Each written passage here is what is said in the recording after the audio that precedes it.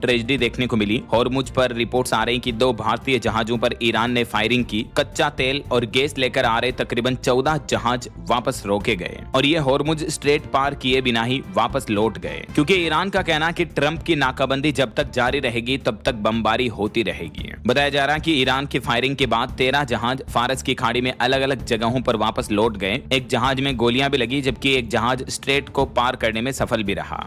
इस घटना के बाद भारत के विदेश मंत्रालय ने भारत में तैनात ईरान के राजदूत डॉक्टर मोहम्मद फत अली को तलब करके विरोध जताया। उनसे पूछताछ भी की गई काफी देर तक। देखिए, पिछले 24 घंटों के ईरान अमेरिका इजराइल जंग से जुड़े कुछ बड़े अपडेट्स। एक तो दोबारा बातचीत पर खबर आ रही कि अमेरिका और ईरान की टीमें कल सोमवार को फिर से पाकिस्तान। नमस्कार दोस्तों, ब्रेकिंग न्यूज की धमाकेदार वॉइस में आज की ताजा खबरें। 19 अप्रैल सोना चांदी के भाव में हलचल। 24 कैरेट गोल्ड अभी 1,48,000 रुपए से 1,51,000 रुपए प्रति 10 ग्राम के आसपास। हाल में थोड़ा गिरावट देखने को मिली है। चांदी 2,57,000 रुपए से 2,75,000 रुपए प्रति किलो। ज्वेलरी या निवेश की प्लानिंग है तो बाजार पर नजर रखिए। पेट्रोल सबसे महंगा। पिछले कई दिनों से कोई बड़ा बदलाव नहीं। E15 पेट्रोल अब कुछ जगहों पर अनिवार्य हो रहा है। पुरानी गाड़ियों में माइलेज पर असर पड़ सकता है। बड़ी राहत, राशन कार्ड वालों के लिए PMGKY स्कीम में अप्रैल, मई और जून 3 महीने का राशन एक साथ मिलेगा। हर व्यक्ति को 15 किलो अनाज, 5 किलो प्रति महीना, तब 3 महीना एक बार में। लाइन से छुटकारा, लेकिन शर्त राशन कार्ड आधार से लिंक हो और EKYC पूरा हो, वरना समस्या। संसद में बड़ा धमाका। कल शाम 8:05 बजे प्रधानमंत्री नरेंद्र मोदी ने राष्ट्र को संबोधित किया। महिला आरक्षण बिल, संविधान 133वां संशोधन लोकसभा में गिर गया। लोकसभा सीटें 543 से बढ़ाकर 896 सेट करने और 33% महिला आरक्षण का प्रस्ताव था, लेकिन 2/3 बहुमत नहीं मिला। 299 वोट पक्ष में, 230 विरोध में। मोदी जी ने विपक्ष पर तीखा हमला बोला और महिलाओं से माफी मांगी। अब इस मुद्दे पर देश भर में सियासी घमासान तेज। ईरान होर्मुज संकट गंभीर। ईरान ने स्ट्रैट ऑफ होर्मुज पर फिर पाबंदी लगा दी। कुछ जहाजों पर गोलीबारी भी हुई। तेल की कीमतों में उतार चढ़ाव, लेकिन कुछ जहाज अभी भी गुजर रहे हैं। स्थिति पर नजर रखिए। सूरत मौसम अपडेट। आज सुबह और दिन में बारिश की संभावना न के बराबर, लेकिन 21 अप्रैल को हल्की बारिश हो सकती है। गर्मी का कहर, हीट वेव जैसी स्थिति। बाहर निकलते समय हल्के कपड़े, ज्यादा पानी पिएं और दोपहर 12 से 4 बजे तक धूप से बचें। अन्य बड़ी खबरें। बीकानेर में आज 597वां स्थापना दिवस। राव बीकाजी की याद में सांस्कृतिक कार्यक्रम, पुष्प रंगोली और खिचड़ा उत्सव। उत्तर प्रदेश, नोएडा मजदूर हिंसा का मास्टरमाइंड गिरफ्तार। CM योगी ने वेतन बढ़ोतरी का आदेश। कई इलाकों में 45 डिग्री प्लस तापमान। लू का अलर्ट। महाराष्ट्र, पुणे एयरपोर्ट पर IAF विमान की हार्ड लैंडिंग। रनवे बहाल। नासिक TCS में यौनिक उत्पीड़न की जांच तेज। तमिलनाडु, परिसीमन बिल का तीखा विरोध। CM स्टालिन ने ब्लैक फ्लैग प्रदर्शन बुलाया। पश्चिम बंगाल में BJP और TMC की कड़ी टक्कर। असम में BJP मजबूत, दक्षिण में क्षेत्रीय पार्टियां आगे। सूरत लोकल। कटारगाम में 29 वर्षीय डायमंड व्यापारी की बस दुर्घटना में मौत। गलत साइड से आने वाले वाहन के कारण ब्रेक लगाने पर तेज रफ्तार बस ने कुचल दिया। ड्राइवर पर लापरवाही का केस। महिला पुलिस की बहादुरी।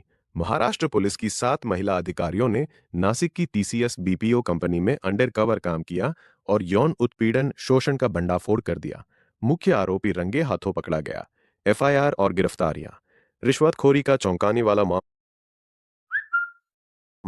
भरतपुर महिला पुलिस थाने में ACB छापे में 5.19 ईरान की जो है वायुसेना हो या फिर नौसेना हो, दोनों ही खत्म हो चुकी है, दोनों ही तबाह हो चुके हैं और उसकी बन ये तस्वीर भी आपको नजर आ रही है। ईरान के नेवल बेस पर ये एक बार फिर से बड़ा हमला किया गया है अमेरिका इजराइल के द्वारा।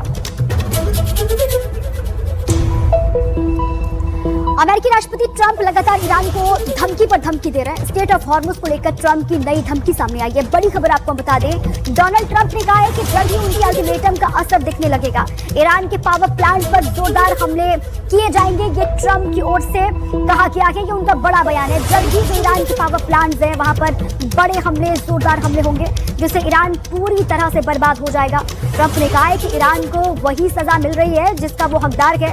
उन्होंने इजरायली मीडिया को दिए इंटरव्यू में कहा कि ईरान के खिलाफ अभियान शानदार ढंग से सफल होगा।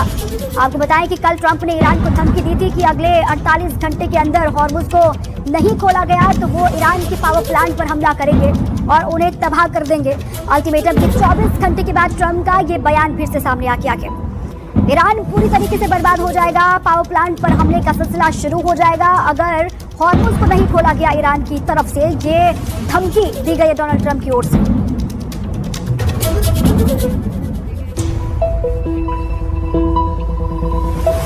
पूरे मिडिल ईस्ट में युद्ध से तबाही मची हुई है। इस जंग की अब और खतरनाक होने की आशंका बढ़ गई है क्योंकि डोनाल्ड ट्रंप ने हॉर्मुज ना खोलने पर ईरान की बिजली ठप कर देने, उसे अंधेरे में डुबाने की चेतावनी दी है।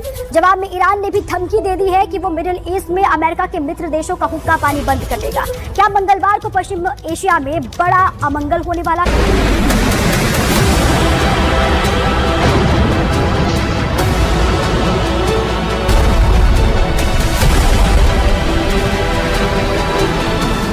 एक तरफ तेहरान जल रहा है तो दूसरी तरफ तेल अवीव भड़क रहा है।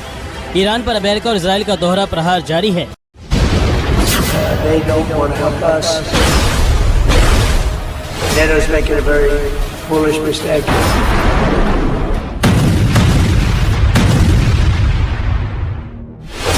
युद्ध के दौरान अमेरिका के राष्ट्रपति ईरान के साथ साथ नेटो पर भी लगातार बरसते रहे हैं। कभी मूर्ख कहा तो कभी कागजी शेर। अब ट्रंप की इन धमकियों का असर दिखने लगा है। नेटो के प्रमुख ने कहा है कि हम हॉर्मुज की सुरक्षा के लिए साथ आ रहे हैं। 20 से ज्यादा देश अब ट्रंप की सोच के साथ खड़े हैं। नेटो प्रमुख ने ईरान के खिलाफ ट्रंप के अभियान को भी सही बताया है और कहा कि ईरान की बैलिस्टिक मिसाइल और परमाणु कार्यक्रम पूरी दुनिया के लिए खतरा है। इस खतरे को मिटाना जरूरी है। नेटो हॉर्मुज की सुरक्षा को लेकर समर्थन की बात कर रहा है, लेकिन ये समर्थन किस रूप में होगा?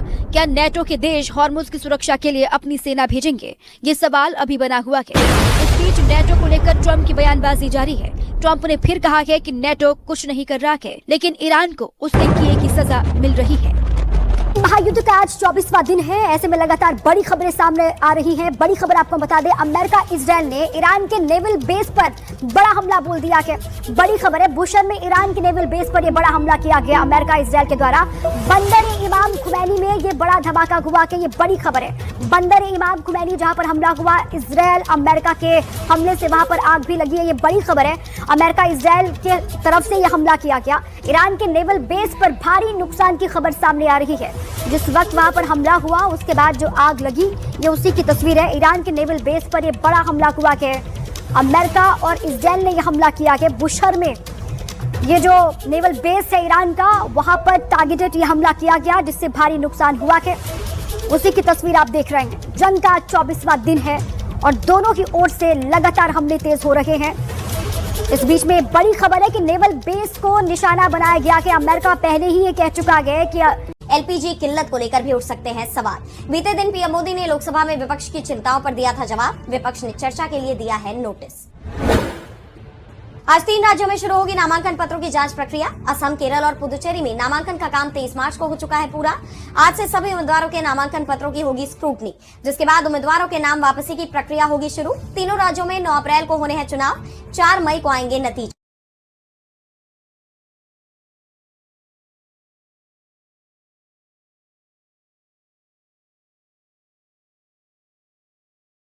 जीत की तैयारी में जुटे सभी राजनीतिक दल। पश्चिम बंगाल में चुनावी सरगर्मियां तेज। अपने चुनावी अभियान को धार देने में जुटी सीएम ममता बनर्जी की पार्टी टीएमसी। आज से 2 मोर्चों पर चुनाव प्रचार शुरू करने की योजना। भाजपा के गढ़ उत्तर बंगाल में ममता बनर्जी संभालेंगी कमान, जबकि अभिषेक बनर्जी दक्षिणी जिलों में अपना ध्यान करेंगे केंद्रित। आज अलीपुर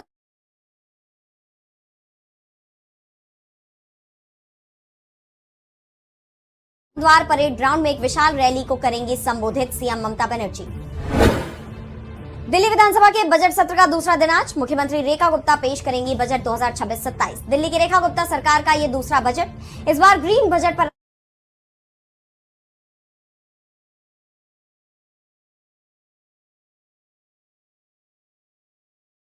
रहेगा जोर। बजट राशि 1 लाख करोड़ से ज्यादा होने की संभावना। बजट में ढांचागत विकास की योजनाओं पर विशेष ध्यान दिए जाने की उम्मीद। सदन में कुछ कैग रिपोर्ट भी की जाएगी पेश। बजट पर टिकी है दिल्ली के नागरिकों की नजरें।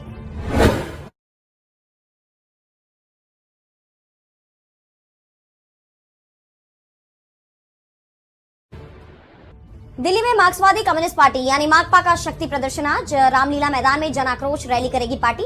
जम्मू कश्मीर, हिमाचल प्रदेश, उत्तराखंड सहित कई राज्यों में 27 फरवरी